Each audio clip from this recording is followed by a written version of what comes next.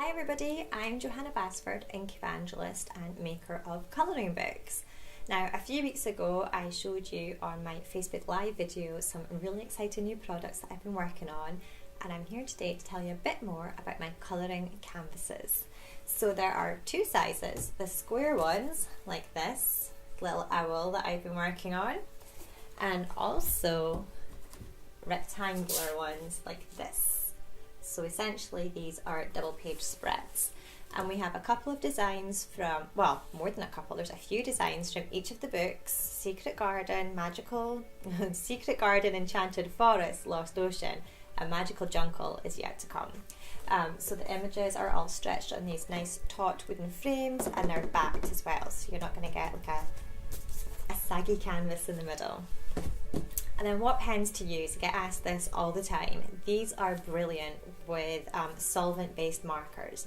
So I have seen great results using paint, even some people that use coloured pencil, but for me the canvases are a really unique opportunity to use solvent-based markers like your Copic pens, Sharpies, your Chameleon pens, all the ones that are just too heavy duty to use in the colouring books because they bleed through. These ones here that I'm going to use today are actually called #colouring, and they are made by the same people that make the canvases, and these ones come in like little packets that are grouped together by colour family. So this is like a sea and marine pack. They also come with a really cool blender pen, which means you can move the colours about, whether that's fading from dark to light or sort of merging two colours together, which I think is really cool, and it sort of blurs the line between a coloured pencil, which you're more used to doing those techniques with, and a pen. So I'm going to show you a little bit of colouring today, and then I hope that you'll be inspired and want to colour a canvas too. So first up, we're going to colour a little bit of this owl's tummy feathers, I guess. These pens are great. They have two separate sizes of nibs. Ignore all this ink all over it. Evie was helping me colour last night, so everything's a bit cluttered. They have that thicker nib on this side, and then the much thinner one here. So I'm going to start off just using this thicker nib to colour in just the tops of all these tummy feathers. And then I'm going to use the blender pen, which is a colourless blender pen, just to pull all that colour down and lighten it up towards the bottom. So I would use the blender pen on the same sort of thicker nib, and you just sort of re-wet where you'd been before, and then pull the colour down. So go over the dark bit at the top, and then just go towards the bottom. And I think that makes a really nice almost 3D effect, so it looks darker at the top where the feathers would be overlapped.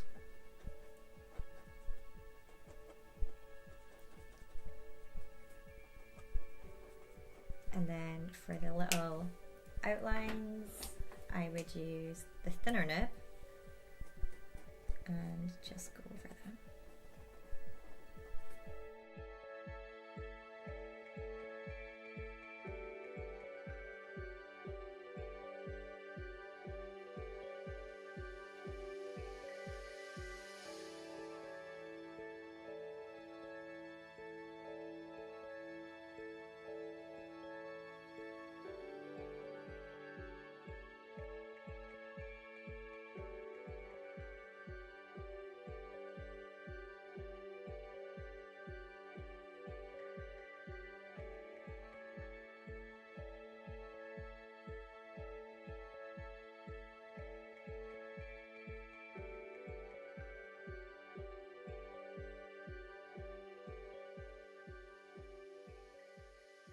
So for this bit where there's quite a lot of intricate details, I'm going to colour like a base coat layer, the whole section in this really light colour.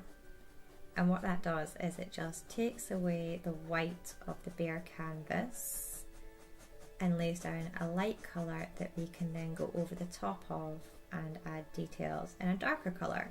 So it's just like regular colouring. You can't put a light colour over a dark colour unless of course it's like a gel pen or something. So just give that a wee second to dry, and then I'm going to go back in and use the darker pen with the fine nibs to add some details.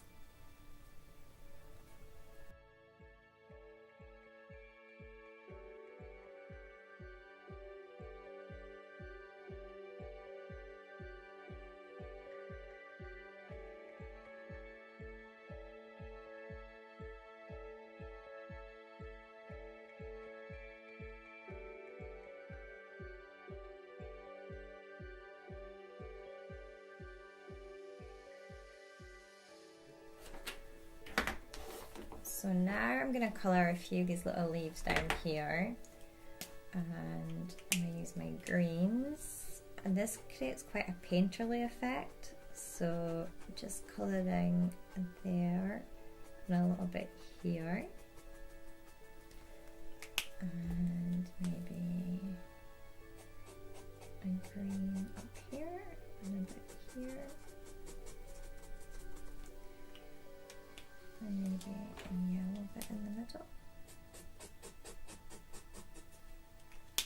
Now get your blender pen, and because we've been using this to do the oranges of the owl, I'm just going to give it a little bit of a wipe on a blank sheet of paper just to get all that colour that I've sucked up before, otherwise it's going to taint what I'm about to do. So if we'd gone straight from the owl to this would definitely come out like a funny brown colour, because the brown would still be on the nib of the blender pen. And with this one, we'll just muddle the green into the yellow.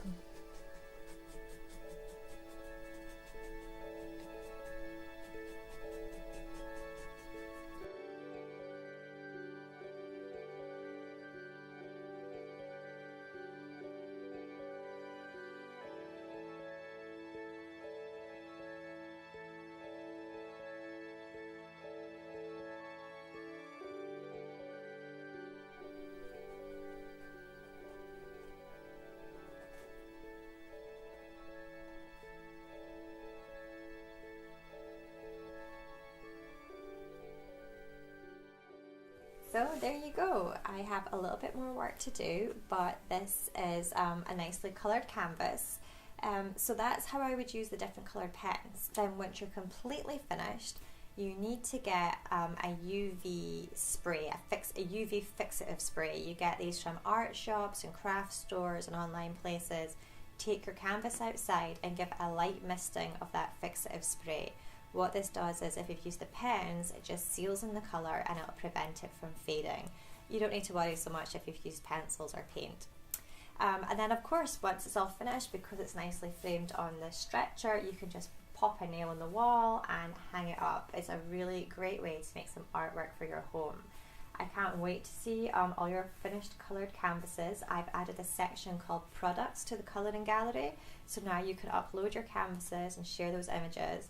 And if you want to see more about the canvases, find out where to buy them, your nearest stockists and suppliers, hop onto my website and look at the products page, and there's a little section all about colouring canvases. So thanks very much for watching, have fun and happy colouring!